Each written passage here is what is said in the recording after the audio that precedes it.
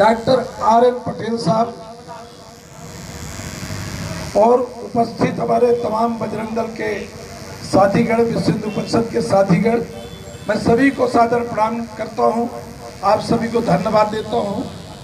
तमाम व्यापारी भाई जो हमारे हैं उन सबको भी मैं प्रणाम करता हूं। आप लोगों के बीच में मैं आज आया हूं बिंद के पुनर्निर्माण को लेकर। हमारा जो बिंद प्रदेश था 1956 में विलय हुआ था। कुछ शर्तों के तहत शर्तें थी कि बिंद प्रदेश में रीवा को राजधानी का दर्जा दिया जाएगा और रीवा में जो स्टेट की प्रमुख इकाइयां हैं उन इकाइयों का गठन किया जाएगा। हमारे बिंद में कोई इकाइयों के गठन की तो बात छोड़ दीजिए, जो थोड़ी बहुत कहीं कुछ रहा होगा वो भी कहीं बाहर चलेगा बिंद से। सभी व्यापारी भाई भी सुन रहे हैं, तमाम जिम्मेदार लोग सुन रहे हैं। मैं मैहर से, मैहर मां शारदा धाम से आया हूं। मैं 4 बार से एमएलए हूं, 2 बार से बीजेपी से एमएलए हूं, समाजवादी पार्टी, कांग्रेस पार्टी। मैं कभी अपने क्षेत्र के जो भी किया तो उसके विकास के लिए किया। मेरी राजनीति, मैहर के लोगों ने मुझे समाजवादी पार्टी से विधायक बनाया, तो मैं जो भी किया मैहर के विकास के लिए किया। और राजनीति में मैं धंधा और व्यापार की राजनीति नहीं किया। आप लोगों को एक बात बता दूं, इस मध्य प्रदेश में भी मेरा कोई धंधा व्यापार नहीं है। हमारे लिए सबसे बड़ी बात जो है, जब आदमी राजनीति में धंधा और व्यापार करता है तो तमाम सरकारों के दबाव में रहना पड़ता है। हमारे बिंद के लीडर भारतीय जनता पार्टी के यदि सब लोग तय कर लें कि हमें बिंद का पुनर्निर्माण कराना है, ये ज्यादा से ज्यादा 6 माह का काम है। 6 माह के अंदर बिंद प्रदेश का पुनर्निर्माण हो जाएगा।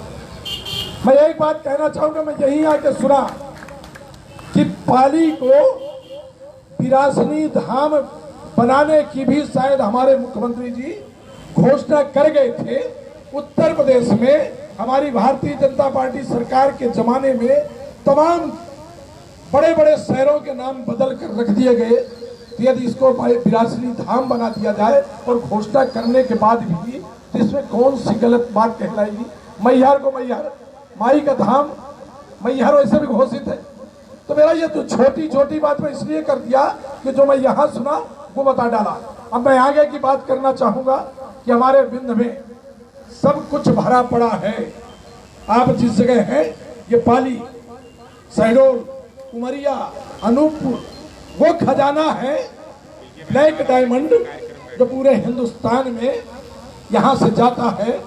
यहाँ कोयला तो आप दे रहे हो, डस्ट तो खा रहे हो, सब कुछ झेल रहे हो, अपनी जमीन दे रहे हो, पर यहाँ कोई एक बिजली बनाने का प्लांट आज तक नहीं लग पाया। हमारे यहाँ डायमंड मिलता है पन्ना में, उसकी चमक पन्ना में नहीं है, पन्ना वीरान है, उसकी चमक सूरत में। हमारे यहाँ जो जो चीजें मैं 2-4 मिनट में बता दूंगा। आप पन्ना डायमंड है हमारे यहाँ, छतरपुर तमाम मिनरल भरे पड़े हैं, Shahdol, Umaria, Anuppur black diamond, Singrauli black diamond. Singrauli में 7 बिजली बनाने के प्लांट हैं, इस शर्त के साथ कि 24 घंटा बिजली मिलेगी, पर वहां बिजली 10 से 12 घंटा मिलती है। आप भी अभी भी जाके कभी पता कर सकते हैं। हमारे यहाँ रीवा में बिजली का एशिया का सबसे बड़ा सौर ऊर्जा का प्लांट है, जिससे दिल्ली की मेट्रो चलती है, पर हम लोग सबसे ज्यादा बिजली की चपेट में है। हमारे यहाँ इस बिंद में तमाम नदियां, पहाड़, हिंदुस्तान में शेर की चर्चा होती है कि शेर हिंदुस्तान में ज्यादा है, पर सबसे ज्यादा शेर कहाँ है? हमारे मध्य प्रदेश में। और उसमें भी सबसे ज्यादा शेर है तो हमारे बिंद प्रदेश में। व्हाइट टाइगर हमारे बिंद प्रदेश में। हमारे यहाँ धार्मिक प्लेस विरासनी का धाम, माई शारदा का धाम मैहर, जहां आला को माई ने अमर होने का वरदान दिया, और आल्हा आज पहली पूजा शुरू में करते हैं, जिसके आज भी मीडिया के द्वारा भी प्रमाण कैद करके मीडिया में दिखा दिए गए। हमारे यहाँ राम का धाम, राम की तपोभूमि चित्रकूट है। राम का जन्म हुआ अयोध्या में। राजा दशरथ सिंह के बेटे श्री राम जब चित्रकूट आए, साधु संतों की रक्षा किए, यज्ञ की स्थापना किए, धर्म की स्थापना किए, असुरों का विनाश किए, राक्षसों का संहार किए, तो वो राम भगवान बन गए और मर्यादा पुरुषोत्तम राम बन गए। वो 17 जिले का विंध्य प्रदेश का चित्रकूट है। वो चित्रकूट वीरान है। विंध्य में किसी बच्चे को पढ़ाना है, हमारे व्यापारी भाई भी सब सुन रहे हैं, यदि बच्चे को पढ़ाना है तो ग्वालियर भेजना पड़ेगा, इंदौर भेजना पड़ेगा, भोपाल भेजना पड़ेगा। पढ़ाई लिखाई की व्यवस्था हमारे यहाँ बिल्कुल नहीं है। हमारे यहाँ दवाई कराना है तो नागपुर भेजना पड़ेगा। दवाई के लिए कोई बेहतर अस्पताल नहीं है कि विश्वास के साथ आदमी जाके अपनी दवाई करा ले। शहडोल में मेडिकल कॉलेज तो है, बिल्डिंग भी बन गई है, डॉक्टर की भी स्थापना हो गई है, पर कोई डॉक्टर मेरे ख्याल से यहाँ के लोग भी शहडोल दवाई कराने नहीं जाते होंगे। पढ़ाई की व्यवस्था नहीं, दवाई की व्यवस्था नहीं, सड़कों का बहुत बुरा हाल है। क्या यहाँ मेरा सभी लोगों से आग्रह निवेदन है, मैं ज्यादा टाइम यहाँ नहीं लूंगा। विरासनी देवी का धाम है। मैं कल 2 तारीख से जन जागरण अभियान में निकला हूँ कि लोगों के बीच में जाऊंगा, लोगों को बताऊंगा कि हमारे साथ धोखा हुआ, छल हुआ, कपट हुआ। भारतीय जनता पार्टी के एजेंडे में छोटे राज्य की बातें हैं। अटल जी छोटे राज्य की बात किए थे कि छोटे राज्य बनेंगे, राज्य का विकास होगा, कानून व्यवस्था मजबूत होगी, आवाजाही और पहुंच आसान हो जाएगा। 3 राज्य बनाए गए, तीनों राज्य का देख लो कितना अद्भुत विकास हुआ। मेरी सबसे प्रार्थना है, सबसे निवेदन है, यदि हम चाहते हैं कि हमारे बाल बच्चों का भविष्य आगे सुरक्षित रहे, तो जो हमारा विंध्य प्रदेश था वो हमारा विंध्य प्रदेश हमें वापस मिल जाना चाहिए। पर नेता कोई नहीं बोलने वाले, कोई भी नेता इस विषय में बोलने वाले नहीं है। सबके अपने अपने धंधा व्यापार है, कोई हर नेता बोल रहेगा। इसलिए मेरी निवेदन है, मेरी प्रार्थना है आप सबसे कि आप सभी लोग जागरूक होइए और विंध्य के पुनर्निर्माण में आप सभी लोग सहयोग करें। विंध्य का पुनर्निर्माण यदि आप लोग चाहते हैं तो आप सभी लोगों को जागृत होके इस मिशन में लगना पड़ेगा। क्यों भैया? ओ भैया तेरी बात कर रहा हूँ, सुन ले मेरी बात ना, मेरी बात सुन ले। 5 मिनट कै पैक पिए, कितना लियो अभी? 2 मिनट, 2 मिनट सुन लो, 2 मिनट सुन लो। नहीं कोई कुछ नहीं, आराम से उनको।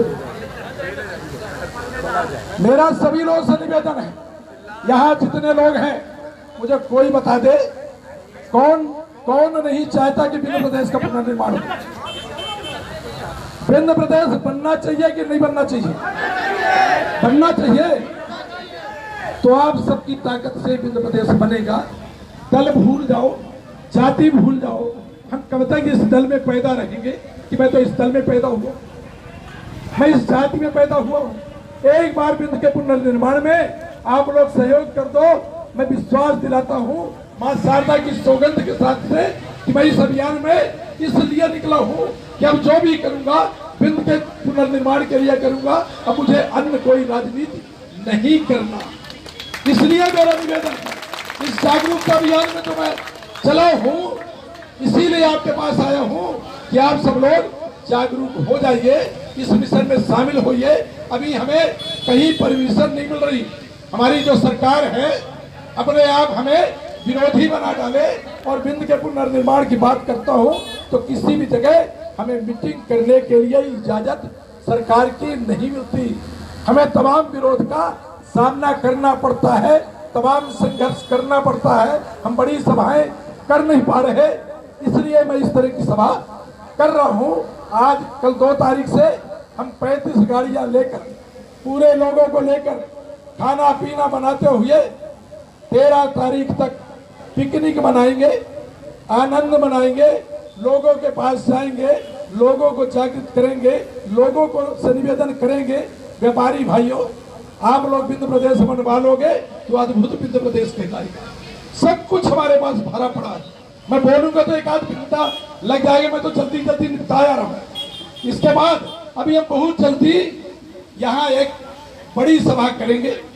आप सब लोगों का सहयोग चाहूंगा कि विंध्य के पुनर्निर्माण के लिए यदि आप लोग जिस दिन सभा हो एक आध आदमी आके बैठेंगे वहां तो बल मिलता है और सरकार को मैसेज जाता है और विंध्य प्रदेश इसको बना के आपके हवाले कर देंगे। मेरा सबसे प्रार्थना और निवेदन है कि इससे बेहतर जागरूकता अभियान और कुछ नहीं हो सकता। मैं तमाम बुजुर्गों को, तमाम युवाओं को, सबको धन्यवाद और बधाई देता हूं कि इस अभियान को आप लोग अपने हवाले करो। नेताओं को भूल जाओ, नेता को सिर्फ एक बार 2-4 साल विंध्य को अपनी जाति मान लो और विंध्य को अपना दल मान लो तो 2-4 साल के अंदर विंध्य प्रदेश का पुनर्निर्माण करा के आपके हवाले करा दूंगा। मैं कोई ज्ञापन देने की राजनीति नहीं कर रहा, न मुझे कोई ज्ञापन देना। 2-4 साल के अंदर 2-4 साल के अंदर 2-4 साल के अंदर यदि आप लोगों का सहयोग और आशीर्वाद मिल गया तो विंध्य प्रदेश का पुनर्निर्माण करा दूंगा। अन्यथा हम अपने आगे आने वाली जो पीढ़ी है युवाओं के हवाले इस आंदोलन को करूंगा और मैं राजनीति से भी संन्यास ले लूंगा। मुझे 25 साल का ये ज्ञापन देने की राजनीति करने के लिए आपके बीच में नहीं आया। मैं सबको प्रणाम करता हूँ, निवेदन करता हूँ, जो जितने लोग भी हैं उसको इस अभियान को अपना समझे, अपना माने और अपने बाल बच्चों का भविष्य यदि बेहतर चाहते हैं तो इस अभियान में लग जाए और दिल्ली का पुनर्निर्माण कराएं। आप सबको धन्यवाद। आगे भी